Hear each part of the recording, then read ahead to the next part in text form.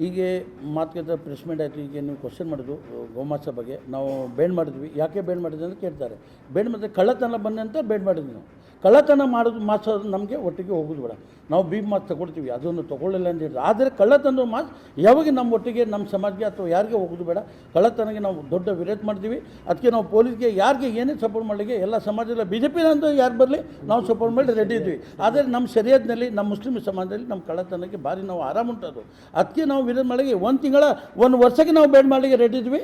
ಕಳ್ಳತನ ಮಾಡಲಿಕ್ಕೆ ನಾವು ಬೆಳಿಗ್ಗೆ ರೆಡಿ ಇಲ್ಲ. ಇದೆಷ್ಟು ಮಾತು. ಬಟ್ ಸರಿಯಾಗಿ ಹೋಗಲಿ. ಈಗ ಸ್ವಲ್ಪ ವಾತಾವರಣ ಒಳ್ಳೆ ಆಗಿದೆ. ಮತ್ತು ಸ್ವಲ್ಪ ಕಳ್ಳರು ಸ್ವಲ್ಪ ಹಿಡಿದಿನಂತ ಮುಖಮಲ್ ಕಂಪ್ಲೀಟ್ ಕ್ಲೀನ್ ಆಗ್ತದೆ. ಅಲ್ಲ, ಕಪ್ಪು ಚುಕ್ಕಾಗಿದೆ ಅಂತ ಕೆಲವರು ಹೆಸರು ಆರೋಪಿ ಎಲ್ಲ ಬರೇ ಭಟ್ಕಲ್ ಅಂತ ಬರ್ತಾ ಉಂಟು. ಅದೆಲ್ಲ ಹಿಡಿದು ಬೇಡ ಅಂತೆ.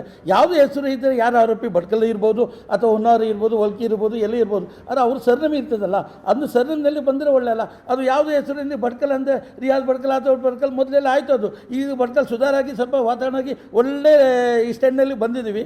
ಒಳ್ಳೆ ಗೌರ್ಮೆಂಟ್ ಉಂಟು. ನಾವೆಲ್ಲ ನಡ್ಕಿಸೋ ಹೋಗುವ ಅಂತ ಅಷ್ಟೇ ಹಿಡಿದು.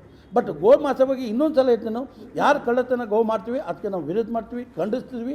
ಇದು ಘಟನೆಗೆ ಮೊನ್ನೆ ಆಗಿದೆ ಸಾಲ್ಗೋಡ್ನಲ್ಲಿ ಹೊನ್ನಾವದೆ, ಅದಕ್ಕೆ ಘಟನೆಗೆ ನಾವು ಖಂಡಿಸ್ತೀವಿ. Thank you. ಪೊಲಿಟಿಕಲ್ ಒಂದು ಕಮ್ಯುನಿಟಿ, ಒಂದು ತಾಲೂಕು, ಒಂದು ಗ್ರಾಮದ ಹೆಸರು ಹೇಳಿಕೊಂಡು ಅದು ಹೈಲೈಟ್ ಮಾಡೋದು ಇದು ಸರಿಯಲ್ಲ ಅಂತ ಕೂಡ ತಮ್ಮ ಮುಖಾಂತರ ಇಡೀ ಜಿಲ್ಲೆಯ ಜನತೆಗೆ ನಾವು ಕೋರ್ತಾ ಇದ್ದೇವೆ. ಅದೇ ರೀತಿಯಲ್ಲಿ ಈ ಒಂದು ಘಟನೆ ಆದದ್ದು ಇನ್ನು ಮುಂದೆ ಇಂಥದ್ದು ಘಟನೆ ಆಗಬಾರದು.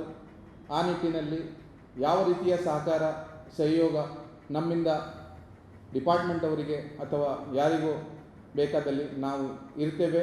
ಮತ್ತು ನಮ್ಮ ಜಿಲ್ಲೆಯನ್ನು ಕಟ್ಟಲಿಕ್ಕೆ, ಒಳ್ಳೆಯ ನಾಡು ಮಾಡಲಿಕ್ಕೆ ನಮ್ಮ ಸಹಕಾರ ಯಾವತ್ತಿಗೂ ಇರ್ತೇವೆ ಅಂತ ನಾವು SP ಸಾಹೇಬರಿಗೆ ನೇರವಾಗಿ ಹೇಳಿದ್ದೇವೆ. Thank you. ಕಳೆದ 2 ವರ್ಷಗಳಿಂದ ಇಂಥ ಘಟನೆ ಭಟ್ಕಳದಲ್ಲೇ ಅಲ್ಲ, ಇಡೀ ಡಿಸ್ಟಿಕ್ಕಲ್ಲಿ ಬೇಕಾದರೆ ಇಲ್ಲಿ ನೋಡ್ಬೋದು ನೀವು ಎಷ್ಟು ರಿಪೋರ್ಟ್ ಆಗಿದೆ, ಎಷ್ಟು ಜನ ಇದ್ದಾರೆ ಅಂತ.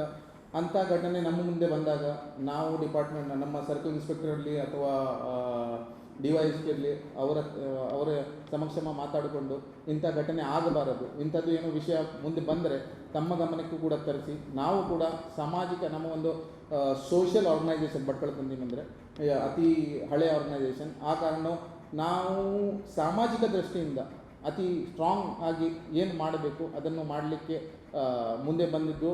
ಅದು ಕೂಡ ಇಂಥ ಇನ್ಸಿಡೆಂಟ್ ಜಾಸ್ತಿ ಆದಾಗ ನಾವೇ ತಂಜಿಮಲ್ಲಿ ಕೂತ್ಕೊಂಡು ಇಂಥ ಇನ್ಸಿಡೆಂಟ್ ಬರ್ತಾ ಉಂಟು, ಇದು ಕಂಟ್ರೋಲಿಗೆ ಬರಬೇಕು, ಯಾವ ತನಕ ಇದು ಕಂಟ್ರೋಲಿಗೆ ಬರುವುದಿಲ್ಲ ಅಷ್ಟು ತನಕ ನಾವು ನೀವು ಹೇಳಿದಕ್ಕೆ ಇದಕ್ಕೆ ನಾವು ಕೂಡ ಸ್ಟಾಪ್ ಮಾಡೋಣ ಅಂತ ಒಂದು ನಿರ್ಧಾರ ಮಾಡಿದ್ದು.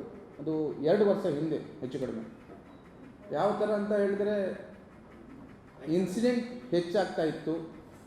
ಅದಕ್ಕೋಸ್ಕರ ಒಂದು ಹಂತ, ಒಂದು ಟೈಮ್ ಪೀರಿಯಡ್ಗೋಸ್ಕರ ನಾವು ಭಟ್ಕಳದಲ್ಲಿ ಮಾಂಸವನ್ನು ತಿನ್ನಬಾರದು ಅಂತ ಒಂದು ಡೈರೆಕ್ಷನ್ ಕೊಟ್ಟಿದ್ದೇವೆ. ಅದು ಪರ್ಟಿಕ್ಯುಲರ್ ಗೋಮಾಂಸವೇ.